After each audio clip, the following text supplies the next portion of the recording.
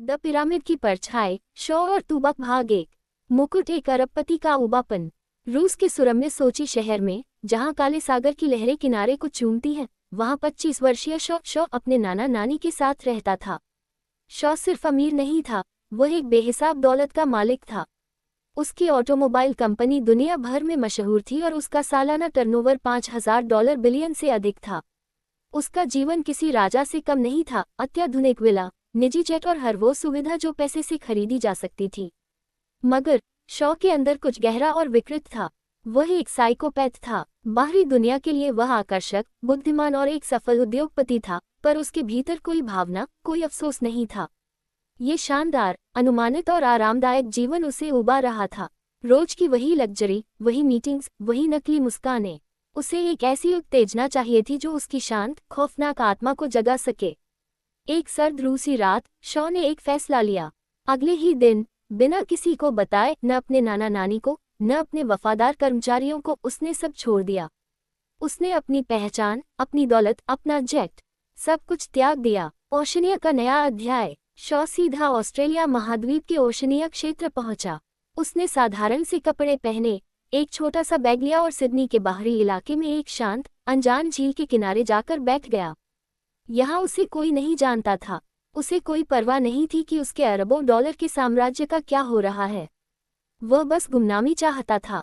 कुछ हफ्तों बाद, उसने अपनी पहचान पूरी तरह बदलकर एक छोटी सी ऑटो रिपेयर कंपनी में मैकेनिक के रूप में काम करना शुरू कर दिया। हाथों पर ग्रीस लगना और एक साधारण जिंदगी जीना, यह उसके लिए एक अजीब, नया थ्रिल था।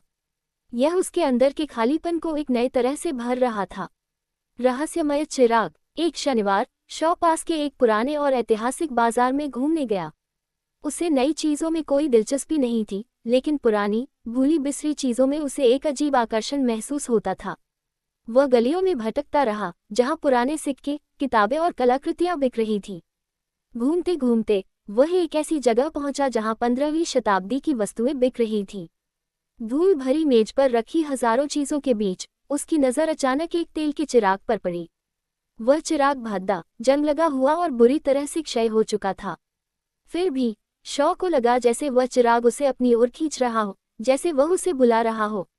शॉ ने आगे बढ़कर उस चिराग को उठा लिया। दुकानदार, एक बूढ़ा और अनुभवी आदमी, उसे घूरकर देखता रहा।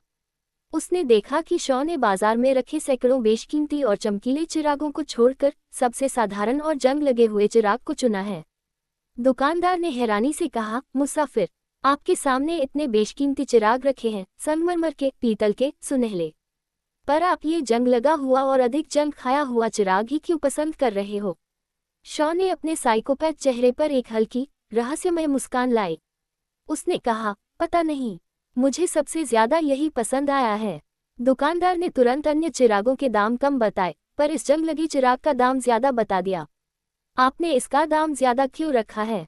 शॉ ने पूछा। दुकानदार ने एक लंबी सांस ली और अपनी दाढ़ी सहलाई। बेटा, ये कई साल पुराना चिराग है। इसे आज तक किसी ने पसंद नहीं किया है। मेरी सब चीजें बिक जाती हैं, बस ये चिराग हर बार बच जाता है। इसलिए मैंने इसे एक रहस्यमय और विशेष मानकर इसका मूल्य ज्यादा रखा है। तो इसका मूल्य क्या है?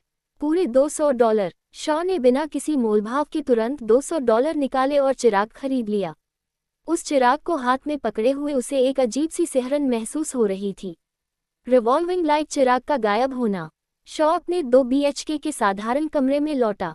उसने चिराग को अपने छोटे से हॉल में रखे ड्रेसिंग टेबल पर रख दिया और फ्रेश होने चला गया। नहाकर और रात का भोजन टिनक करके जब वह वापस हॉल में आया, तो उसने ड्रेसिंग टेबल की ओर देखा।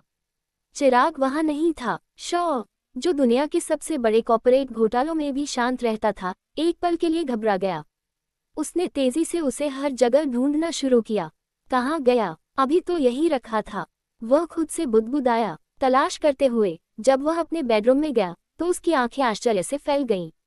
वह चिराग, जिसे उसने हॉल में रखा था, अब उसके बिस्तर बेड पर रखा हुआ था। चिराग का अपने आप जगह बदलना शॉ के लिए एक झटके से कम नहीं था। उसके साइकोपैथ दिमाग में अब एक नई उत्तेजना, एक नई पहेली ने जन्म ले लिया था। वह जानता था कि यह कोई साधारण चिराग नहीं है।